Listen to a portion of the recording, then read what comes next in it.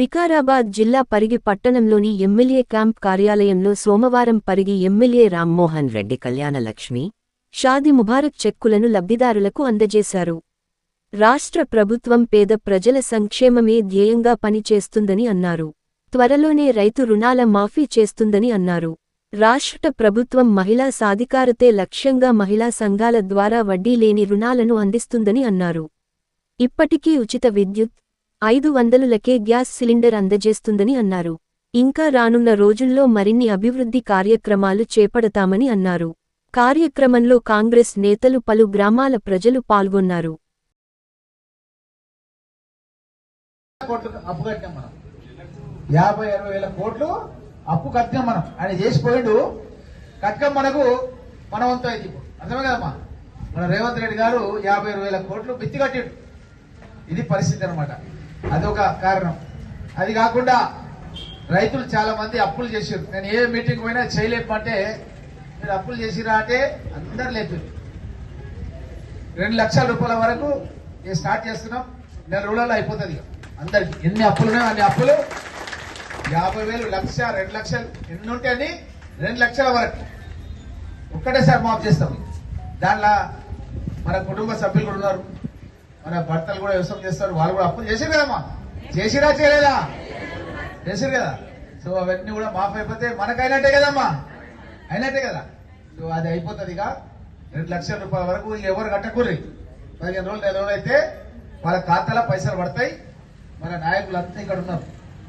వీళ్ళందరూ కూడా వాళ్ళ ఊర్లో పాలాభిషేకం చేస్తారు. మళ్ళా మొన్న 10లో చేసిరు మా కృష్ణ పరిశ్రమ చేసినా లేదా పాలాభిషేకం. రాజు చిత్యాలు చేసినావా? మళ్ళా ఊరూర్లో చేయాలమ్మా. మహేష్, రాము, ప్రతి ఊర్లో కూడా పాలాభిషేకం రేవంత్ రెడ్డికి చేయాలి. 2 లక్షల రూపాయలు మనము మాఫీ చేయబోతున్నాం. ఇంతవరకు ఎవరు చేయలేదమ్మా 2 లక్షలు. మొట్టమొదటిసారిగా కాంగ్రెస్ గవర్నమెంట్, చేతి గుర్తు గవర్నమెంట్ 2 లక్షల రూపాయల వరకు ఒక్కసారి మాఫీ చేయబోతున్నాం.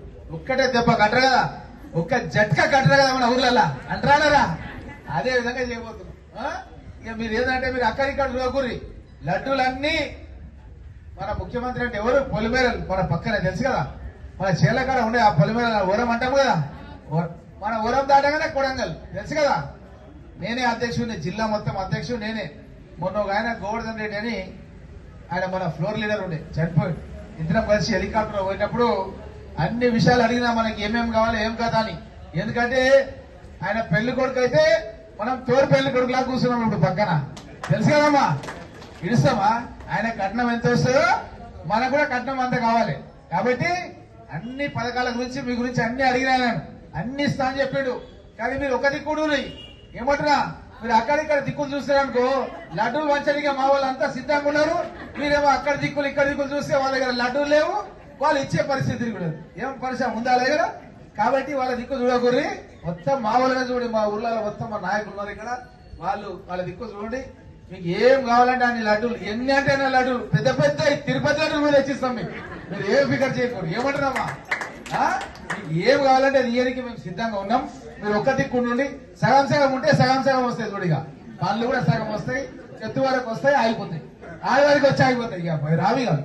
అందుగురించి మీరు ఒక్క పట్టు మీద ఉండి, ఎట్లయితే నాకు ఓట్లు వేసారు అప్పుడు 25,000 ఓట్ల మెజార్టీ, మన పార్లమెంట్ మొత్తం అత్యధిక మెజార్టీ నాకు గెలిపించారు. నా ఇల్లు నిలబెట్టారు.